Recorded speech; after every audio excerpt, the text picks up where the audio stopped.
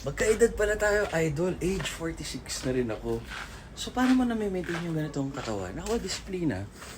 Every time na sa start ako ng day, may trabaho, may meeting, taping, may show, may guesting, or kung ano man, I wake up 4 hours early to do a 3-hour workout. Consists of lifting weights, resistance training, progressive overload. Hi Wilbur! Hi Jordan! And then cardio and stretching, parang yoga, and meditate and pray. So 3 hours yun, 3 to 4 hours, depende if I take my time or not. So yun na, kompleto na. Hindi pa pwede isang araw na wala akong good blood circulation, good meditation. So, sa farm din yun yung dagat, tsaka ilog. Kaya saya, simpleng living lamang. Kaya simpleng tao lamang kami. Diba? Parang kayo lang. Pero kami, inborn na mabait, magalang, marespeto po, opo, kahit mas bata sa akin. Ganun lang talaga yung pagpapalaki sa akin. Tama kayo, mali ako. I'm not your Dr. Do over to you.